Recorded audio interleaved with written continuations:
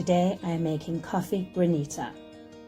I always serve my granita with a Sicilian brioche bun. The recipe for this will follow. This is a 2-ingredient recipe, coffee and sugar. That's simple. Normally you would make a syrup, but as the coffee is hot and the sugar dissolves into it, I don't bother when doing the coffee granita. It's all about making life simple, and I kind of like that. Now you will need a good quality, strong filter coffee. I often use a hazelnut coffee for this, which adds another level of flavor. Really delicious. Today I have filled my mochas with espresso. As being Italian, I like it pretty dark and strong.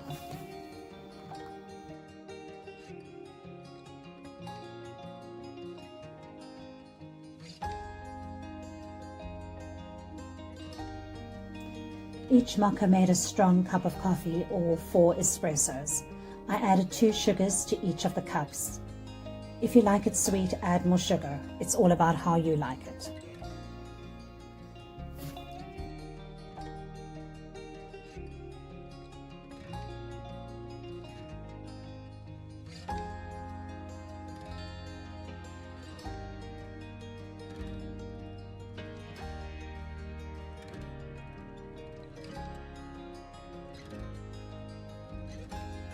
I poured the coffee into a container, put a lid on, and put it in the freezer for an hour.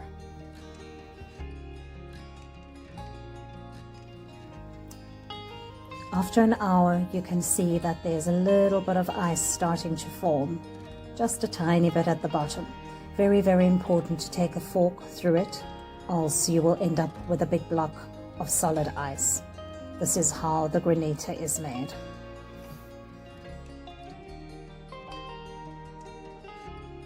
Took a fork, just stirred it around a bit, and you can see the consistency is now more ice than water. It's coming along really nicely.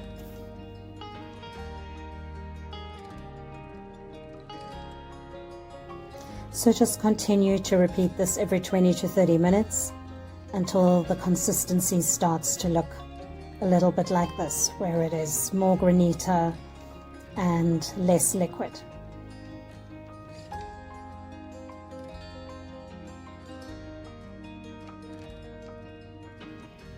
This is done now, and you can just pop it back into the freezer. It won't get any harder. I served this with some mascarpone, but you can use vegan cream. I've washed the strawberries, and now I am just cutting off the green bits and throwing them into the blender.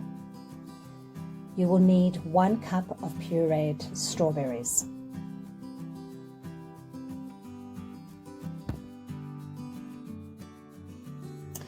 Doodle made her way into the kitchen trying to get a strawberry out of me, but she was not willing to let go of the sock that she had stolen. Okay, so now we need to make a simple syrup, which is really, really simple. 1 part sugar to 2 parts water. I used ½ cup of brown sugar and 1 cup of water. Just place on the stove in a pot and gently warm it up. Don't let it boil. Mix the puree and the simple syrup together. You might need to use a whisk at this stage to just make sure that there are no lumps.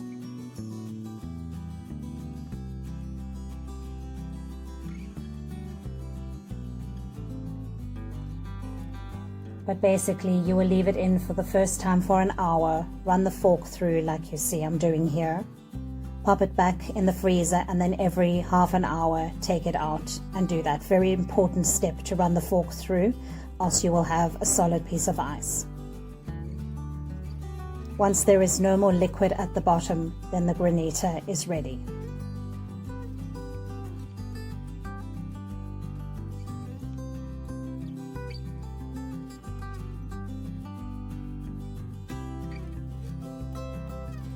Serve up with a dollop of mascarpone for that strawberries and cream taste, or leave it off to keep it vegan.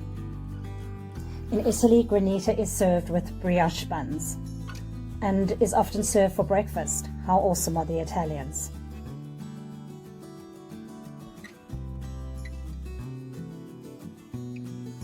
I would also love it if you would leave a comment below and let me know where you are watching from so I can say hello. And yes, Doodle was back and she got her strawberry.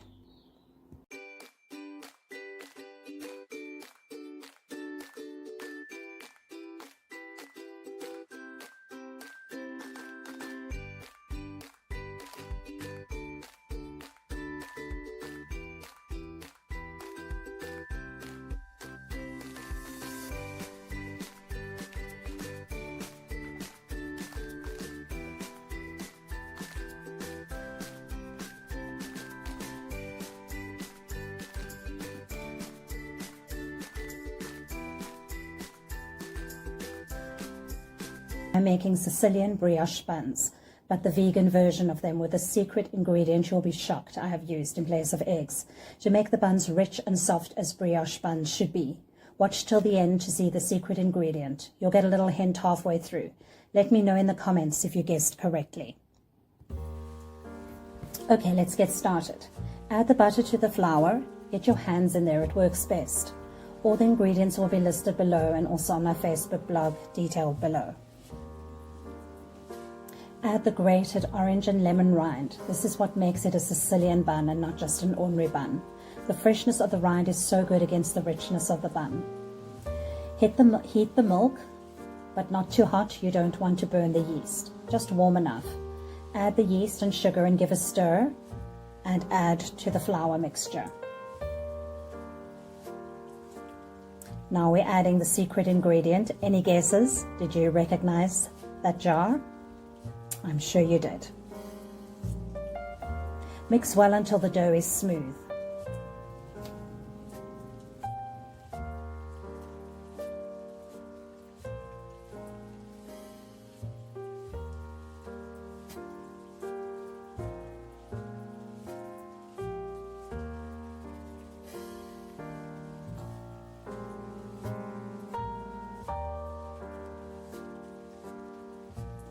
A little bit of a mini workout, but worth it to get that lovely smooth dough.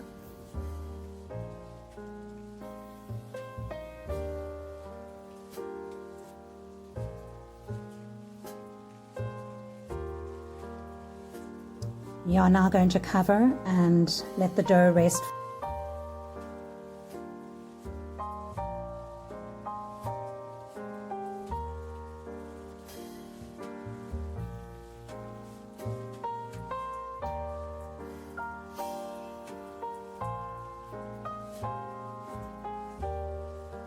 After rolling the dough into a bun shape, make a little indent in the middle for the little tupo. You will see how springy the dough is, and I had to do it a few times to get it in. The dough was so beautiful.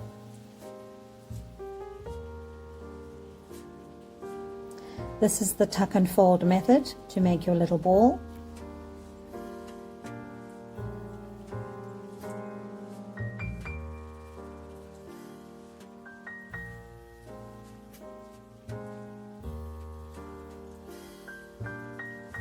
Leave a little gap when you place them on the baking sheet, as they are going to rise again.